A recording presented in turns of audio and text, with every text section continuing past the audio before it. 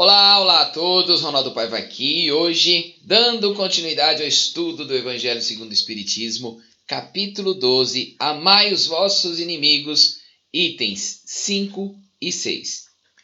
Os inimigos desencarnados, item 5.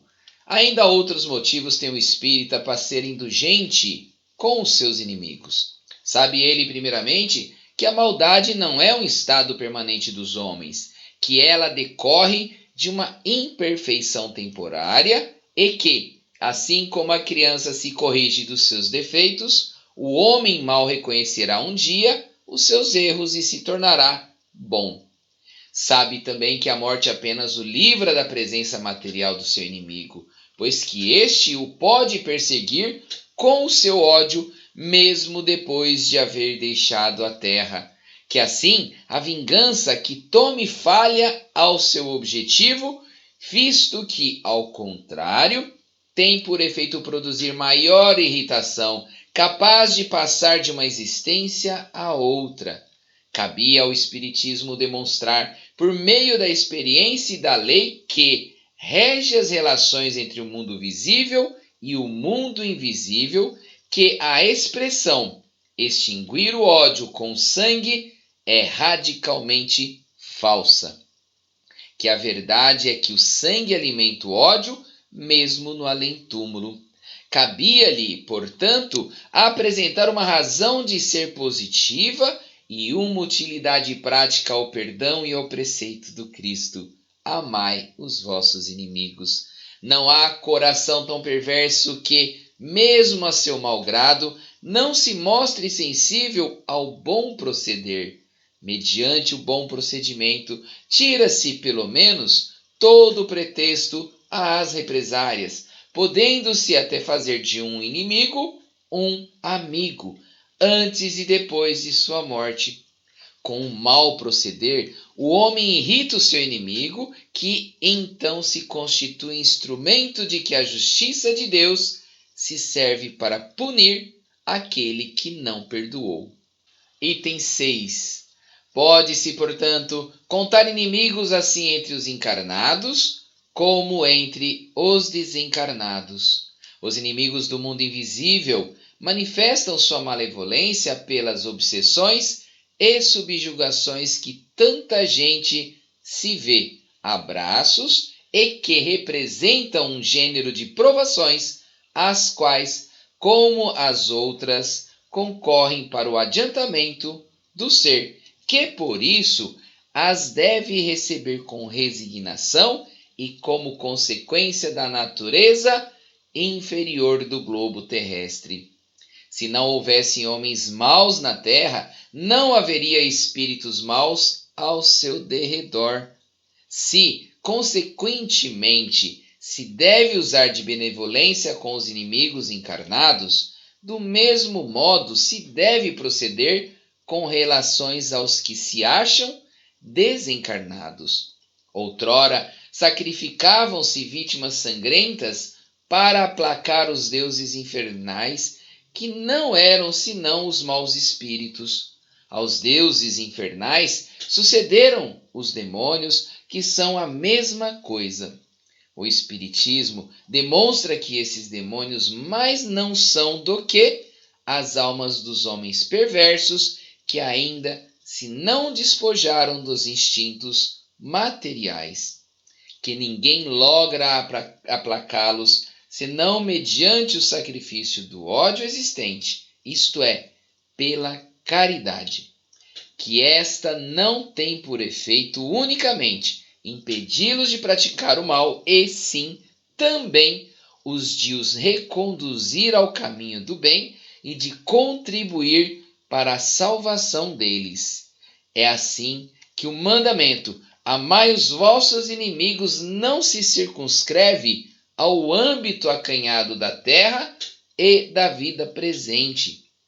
Antes, faz parte da grande lei da solidariedade e da fraternidade universais. Queridos irmãos em Cristo, fique agora com os comentários do dia de hoje. Até mais, tchau, tchau. Olá, bom dia a todos. Hoje, na sugestão de leitura, capítulo 12, itens 5 e 6. Para a gente compreender o item 5, a gente precisa acompanhar a leitura dos itens 1, 2, 3 e 4. Principalmente ali no 4, principalmente naquela parte onde amar os inimigos para o espírita, na visão espírita, para o crente cristão, para aquele que segue o cristianismo, não deve ser um ponto isolado no tempo presente. O espírita sabe que ele tem o passado e ele tem o futuro. Se ele cometeu faltas atrás, as provas que ele sofre neste momento devem ser suportadas com resiliência, com resignação, porque ele sabe que é merecidas, e se ele assim o fizer, perdoando, compreendendo que aquelas pessoas que o fazem mal nada mais são instrumentos da lei divina, que ele precisa provar sua paciência, que ele precisa provar aquela dificuldade para poder, então, se melhorar. Então essa visão espírita nos traz o conforto e o entendimento agora dos itens 5 e 6. Porque aquele que não é cristão, não necessariamente espírita, aquele que não tem Cristo no coração, e principalmente não é espírita, porque não sabe que a vida não cessa, estes, diante de tamanhas dificuldades e motivados pelo seu orgulho, muitas vezes cometem atrocidades em nome da vingança, em nome da soberba, em nome do orgulho. Não perdoam, se vingam. Mas, através desses maus procedimentos, Kardec nos traz uma orientação bem clara. Quando você faz e comete maus procedimentos, você está alimentando um ódio. E você acaba se tornando, então, um instrumento da própria lei de ação e reação, da lei divina. Se você comete maus procedimentos, àqueles que você cometeu, é permitido a eles mesmos serem um dos instrumentos instrumentos de vossas provas, de vossos sofrimentos. Daí nós observamos tantas e tantas situações de obsessão, de subjugação, registradas tanto na literatura como vivenciadas no dia a dia, nas casas espíritas, nos tratamentos de desobsessão. Quando nós agimos mal com outrem, nós abrimos as portas para a obsessão.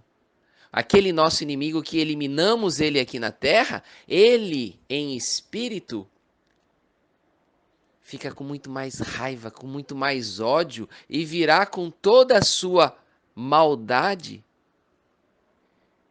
se vingar de nós. Só que nós espíritas estamos estudando o Evangelho.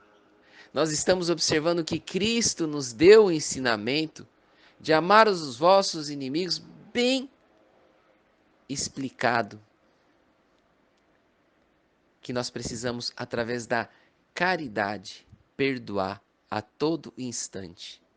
Seja qual for a maldade que você foi vítima, seja qual foi a situação difícil que você desejou, através de um rancor, de uma raiva momentânea, desejou se vingar. Pare, reflita. Ame o vosso inimigo, mostrando a ele que você tem uma moral elevada. Perdoe ele. Perdoe. No mínimo, quando você faz essa ação de perdão, no mínimo você tem o que Kardec ali nos orienta, que pelos bons procedimentos tira-se pelo menos todo pretexto de represálias. O que significa isso? Quando você perdoa, você está elevando o seu pensamento, você está cometendo atos, está praticando atos, está dando exemplo de atos cristãos, está cumprindo a máxima do Cristo, está vivenciando a palavra do Cristo. Perdoar é caridade para com o próximo. Perdoar o inimigo é amar o vosso inimigo. E isso vai fazer com que os bons espíritos estejam sempre ao seu lado e que você contribua através da grande lei da solidariedade, da fraternidade universal, com este exemplo, com a tua energia positiva, vivenciando o cristianismo na prática, perdoando os inimigos. Queridos irmãos em Cristo, não é fácil, mas convido-os a todos a rogar a Deus Pai Todo-Poderoso para que possamos ter a energia e coragem necessária de refletir, principalmente nos momentos mais difíceis, naqueles em que somos testados, em que a nossa paciência é posta em prova.